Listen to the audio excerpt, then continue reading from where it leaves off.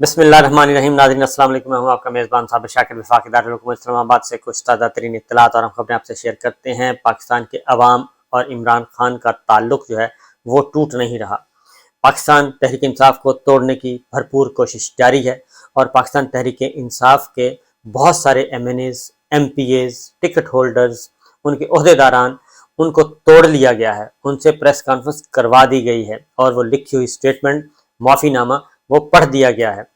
وہ سب کچھ ہونے کے باوجود اور ان کو ہاؤس اریسٹ کر کے بھی دیکھ لیا، غیر اعلانیہ نظر بند کر کے بھی دیکھ لیا۔ کل ایک دن کے لیے، کل چند گھنٹوں کے لیے ذرا تھوڑی سی سچویشن کو نارمل کیا گیا اور ٹریفک آنا جانا شروع ہوئی زمان پارک۔ تو جیسے ہی ٹریفک آنا جانا شروع ہوئی تو پاکستان کے لاہور کے زندہ دلان لاہور ان کے زمان پارک میں پھر جمع ہونا شروع ہو گئے۔ اس کے ساتھ ساتھ وکلا جو ہیں وہ پہنچ گئے اور دیگر لوگ پہنچ گئے، وہ زمان پارک پھر آباد ہونے لگا۔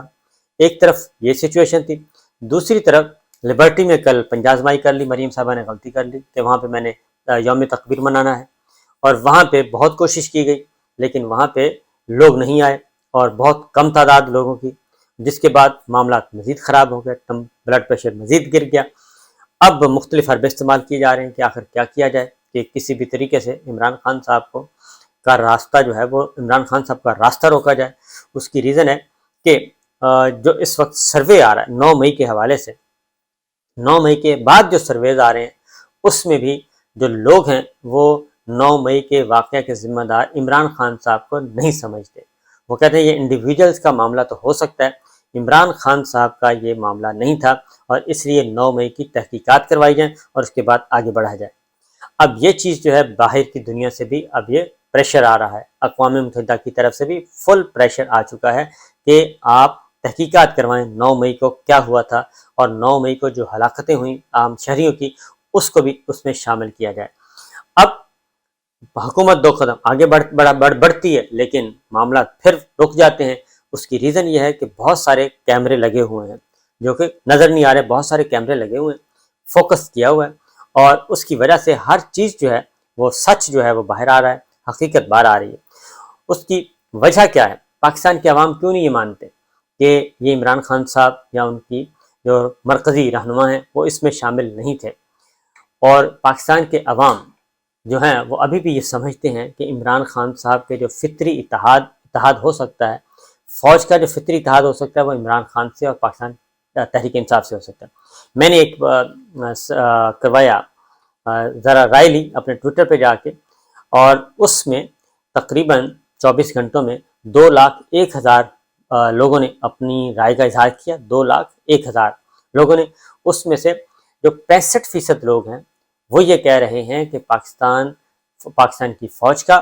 ایک فطری اتحاد وہ عمران خان صاحب سے بنتا ہے، پی ٹی آئی سے بنتا ہے، یہ دونوں نیچرل الائز ہیں۔ جبکہ صرف 19% نے کہا کہ مسلم لیگ نواز یعنی کہ نواز شریف صاحب اور مریم صاحبہ کے ساتھ بنتا ہے، اور 11% نے کہا کہ یہ اتحاد بنتا ہے زرداری صاحب کے ساتھ۔ تو 2 لاکھ ووٹرز میں سے 1,30,000 لوگوں نے عمران خان صاحب کے حق میں رائے دی۔ تو میں نے وہ میسج آگے فارورڈ کر دیا D G I S P R کو اور عمران خان صاحب کو کہ بھئی پاکستان کے عوام تو یہ سوچتے ہیں، اگر پاکستان کے عوام یہ سوچتے ہیں تو پھر افواج پاکستان اور عمران خان صاحب کو کرنا چاہیے اپنا کام، آپس میں مل بیٹھنا چاہیے پاکستان کے عوام، کیونکہ آرمی چیف عاصم منیر صاحب یہ کہتے ہیں کہ جو فوج ہے اس کی اصل طاقت پاکستان کے عوام ہے۔ تو پاکستان کے عوام کی بات اگر ماننی ہے تو پھر وہ جو سرویز، آپ لوگ بھی سرویز کروا کے دیکھ لیں تو رزلٹ سامنے آ جائے گا۔ بہرحال عمران خان صاحب ایک مصیبت بنے ہوئے ہیں، مہمہ بنے ہوئے ہیں۔ دوسری جانب لبرٹی والا کام کیا، لبرٹی میں معاملات طے نہیں پائے، یعنی کہ لوگ نہیں آئے، اور عمران خان صاحب کا زمان پارک دوبارہ سے آباد ہو گیا۔ اب دوبارہ سے ریکنسیڈر ہو رہا ہے، معاملات دوبارہ سے کنسیڈر کی جا رہی ہیں چیزیں کہ اگر یہی معاملہ رہا، اگر لوگوں نے، کیونکہ کل جو عمران خان صاحب نے تقریر کی ہے وہ اس میں انہوں نے جو چیلنج کیا، انہوں نے کہا جی آپ جتنے لوگ توڑنے ہیں توڑ لیں، اب تک کافی لوگ توڑے جا چکے ہیں، اور 4 ہفتے اور توڑ لیں۔ 4 ہفتے بعد جب آپ سمجھ جائیں کہ پاکستان تحریک انصاف بالکل خالی ہو چکی ہے اور عمران خان کے ساتھ کوئی بھی نہیں ہے، تو آپ الیکشن اناؤنس کر دیں۔ کیونکہ ابھی جو سرویز ہو رہے ہیں ان سرویز کے مطابق ابھی بھی پاکستان کے عوام عمران خان کے ساتھ جڑے ہوئے ہیں، اور جتنے بھی جو کچھ بھی 9 مئی کے بعد کی بات ہے، 9 مئی کے بعد کی بات. وہ پہلی بات ہے، وہ کہتے ہیں کہ جناب اگر اس کی یہ فطری تحدی کے آگے پھر نیچے جا کے میں نے پڑھا لوگوں کی رائے، تو اس میں وہ یہ کہہ رہے ہیں، اور یہ بات درست ہے، کہ ڈان لیکس جنہوں نے کروایا، اور اس کے بعد جنہوں نے یہ کہا میاں صاحب نے کہ بمبے جو حملے تھے وہ ادھر سے گئے تھے لوگ اور پاکستان کی طرف سے، وہ اور اس کے بعد ڈان لیکس ایک طرف، بمبے حملوں والا معاملہ ایک طرف، پھر آگے ہمیں تو یہ بتایا جاتا تھا کہ سجن جندال بغیر ویزے کے آ گیا، نریندر مودی اور ان کی ٹیم بغیر ویزے کے آ گئی، تو ہمیں تو یہ بتایا جاتا تھا. تو اب انہی کے ساتھ یاریاں اور انہی کے ساتھ ہو رہی ہیں دوستیاں. پھر اس دوسرے یہاں میمو گیٹ آیا، اور وہ بہت سپریم کورٹ تک گیا معاملہ. چیف جسٹس تخار چوہدری صاحب گیا، جسٹس قاضی فائزہ صاحب نے تحقیقات کی، اور اس میں انہوں نے کہا کہ جناب یہ ہے. تو اسی لیے قاضی فائزہ صاحب جب ملاقات زرداری صاحب سے معاملات طے نہیں ہو رہے تھے، نون لیگ کچھ اور کرنا چاہ رہی تھی جوڈیشری کے حوالے سے، اور زرداری صاحب کچھ اور کرنا چاہ رہے تھے، کیونکہ قاضی فائز عیسیٰ صاحب جو ہیں وہ انہوں نے ہی میمو کی تحقیقات کی تھی، میمو گیٹ کی تحقیقات حسین حقانی والے معاملے کی، جس کے بعد پیپلز پارٹی کی حکومت ختم کرنے کی کوشش کی گئی تھی. تو زرداری صاحب نے یہ کہا کہ جناب ہم کیسے ایک ایسے چیف جج پہ اعتبار کر سکتے ہیں جنہوں نے ہمارے خلاف تحقیقات کی ہیں اور ہمیں غدار قرار دینے کی کوشش کی گئی اور ہمیں باغی قرار دینے کی کوشش کی گئی. اس لیے اس کے بعد پھر جسٹس قاضی فائزہ صاحب کی ملاقات ہوئی تھی پارلیمان میں، قومی اسمبلی کے ہال میں، زرداری صاحب کے ساتھ ان کو بٹھایا گیا تھا تاکہ غلط فہمیاں دور ہو جائیں. اور وہ غلط فہمیاں دور ہوتی ہوئی اس وقت ہمیں مزید نظر آئیں جب آڈیو لیکس کمیشن، میں نے آپ کو بتانا یاد نہیں رہا کہ آڈیو لیکس کمیشن جو ہے بنایا تھا جسٹس قاضی فائزہ صاحب، جسٹس عامر فاروق صاحب اور جسٹس نعیم اختر افغان صاحب. تو جسٹس قاضی فائزہ صاحب کی جس طریقے سے انہوں نے یہ اچک لیا تھا حکومت کا نوٹیفیکیشن اور فوری کام شروع کر دیا گیا تھا، تو ان کا خیال تھا کہ 15 دن کے اندر another day to day basis پہ ہیئرنگ کریں، 10 سے 15 دن کے اندر اندر آڈیو لیکس کمیشن پہ ایک بہت بھرپور قسم کی دھانسو قسم کی رپورٹ پیش کر دی جائے گی حکومت کو، اور حکومت کے ہاتھ میں تلوار دے دی جائے گی. وہ justice chief justice Umar Ata Bandial صاحب کو فارغ کریں، جسٹس اعجاز کو فارغ کریں، جسٹس نقوی کو فارغ کریں، اور باقی جو دیگر رہنما جسٹس منیب کو فارغ کریں. پھر جسٹس لاہور کے جسٹس صاحب کی ذکر آیا، یعنی کہ جس کو بھی فارغ کرنا ہے وہ حکومت کے ہاتھ میں ہتھیار دے دیا جائے گا اور وہ ریفرنس بھیجیں گے یا پھر ایگزیکٹو آرڈر کے تحت عمر عطا بندیال صاحب کو ہٹا دیں گے. تو یہ ایک سارے کا سارا ایک پلان تھا، اور اسی پلان کے تحت آگے چیزیں بڑھنی تھیں، لیکن ہوا یہ کہ فلاپ ہو گیا، اور 5 ممبرز بینچ نے جو آڈیو لیکس کے حوالے سے جو آرڈر پاس کیا وہ سسپینڈ کر دیا. اس کے باوجود آڈیو لیکس کمیشن کا کل جو ہے وہ اجلاس ہوا، اور اس اجلاس میں جسٹس قاضی فائزہ صاحب نے بہت ہی پرسنل ہوئے ہیں، اور اتنا ہونا نہیں چاہیے. فرسٹ ہیئرنگ پہ بھی وہ کافی پرسنل تھے، اپنی اہلیہ کا ذکر کر رہے تھے، جو کچھ ان کے ساتھ زیادتی ہوئی، جو ریفرنس آیا تھا اس کا ذکر کر رہے تھے، اس کے ساتھ ہی لنک کر رہے تھے کہ نہیں میں ایسا نہیں کروں گا، لیکن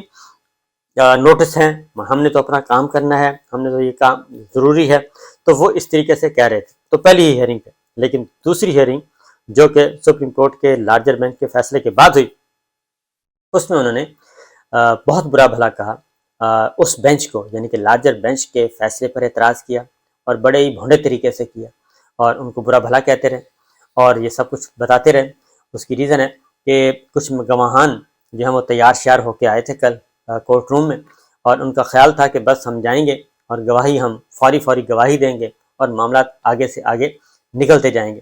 جبکہ جو کمیشن بنائی غیر قانونی تھا، تو اس پہ بھی جسٹس قاضی فائزہ صاحب کافی ناراض نظر آئے کہ ٹاک شوز پہ بیٹھ کے، ٹی وی پہ بیٹھ کے ہمیں قانون سکھاتے ہیں. دوسری جانب عمران خان صاحب کے ساتھیوں کو توڑنے کا سلسلہ جاری ہے، اور مزید لوگوں کو توڑنے کی کوشش کی جا رہی ہے، اور خاص طور پہ جیلوں میں جو قید ہیں، شہریار افریدی ہیں، علی محمد خان ہیں، اور دیگر رہنما جو ہیں جو جیلوں میں، شاہ محمود قریشی صاحب ہیں، وہ ابھی تک وہ بیان پڑھنے کے لیے تیار نہیں ہیں جو کہ ان کو بیان دیا گیا ہے. اور شہریار افریدی کی جو درخواست ضمانت آئی، بلکہ درخواست ضمانت ان کی جو گرفتاری ہے اس کے خلاف، تو اس میں جو ان کے وکیل نے باتیں کی ہیں وہ بہت ہی خطرناک ہیں اور بہت ہی دل ہلا دینے والی ہیں. شہریار افریدی کو انہوں نے بتایا کہ آئی 9 کے مقدمے میں بھی شامل تفتیش کیا گیا ہے، اور شہریار افریدی کو ڈیتھ سیل میں رکھا گیا ہے، یعنی جن لوگوں کو سزائے موت ہو چکی ہو، فیصلہ سنایا جا چکا ہو، ان کو جس کوٹڑی میں کال کوٹڑی میں رکھا جاتا ہے اس کو ڈیتھ سیل کہتے ہیں، تو ان کو کال کوٹڑی میں رکھا ہوا ہے، یعنی کہ جہاں سنگین ترین جرائم میں سزا یافتہ لوگوں کو رکھا جاتا ہے، کیونکہ شہریار افریدی کو تو ابھی ٹرائل ہی ایشو ہوا اور کوئی بات ہی نہیں ہوئی، تو ان کو یہ کام کیا جا رہا ہے۔ شہریار افریدی کو انہوں نے کہا جی کہ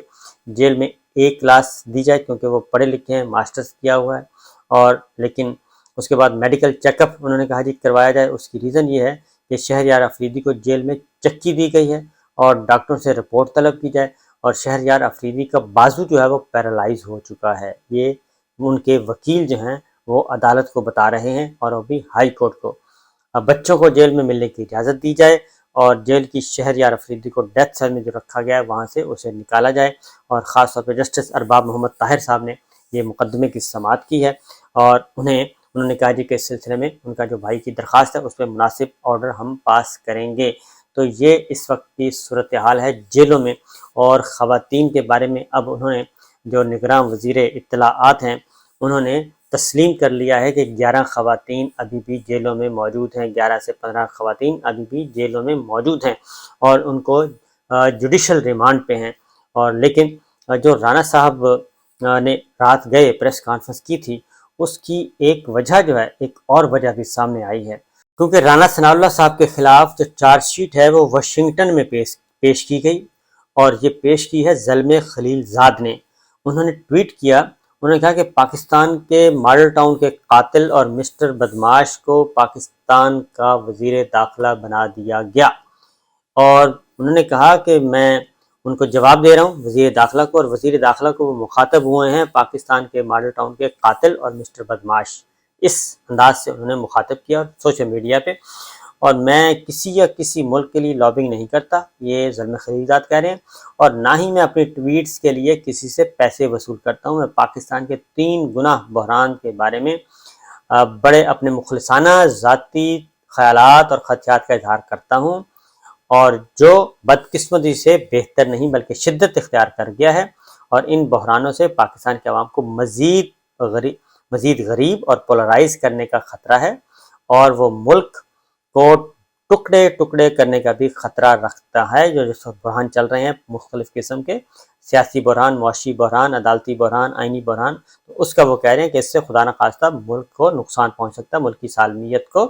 اور نہ صرف جس سے علاقائی اور عالمی سلامتی بھی خطرے میں پڑ سکتی ہے۔ ہم پاکستان کا اتحاد چاہتے ہیں، اور انہوں نے کہا کہ ضروری ہے کہ پاکستانی رہنما اپنے ملک کو پہلے رکھیں، ملک کی سپریم کورٹ کے فیصلوں اور جمہوری انتخابات کی تعمیل پر مبنی روڈ میپ پر متفق ہوں، وہ بار بار یہ کہہ رہے ہیں۔ اور مسٹر بدماش، انہوں نے کہا کہ مسٹر بدماش پاکستان کے پاس 100 باصلاحیت محب وطن اور قانون کی پاسداری کرنے والے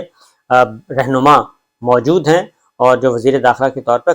خدمات سر انجام دے سکتے ہیں، لیکن انہوں نے کہا کہ وزیر اعظم شہباز شریف نے یہ اہم عہدہ ایک ایسے شخص کو کیوں دیا جس کے ہاتھ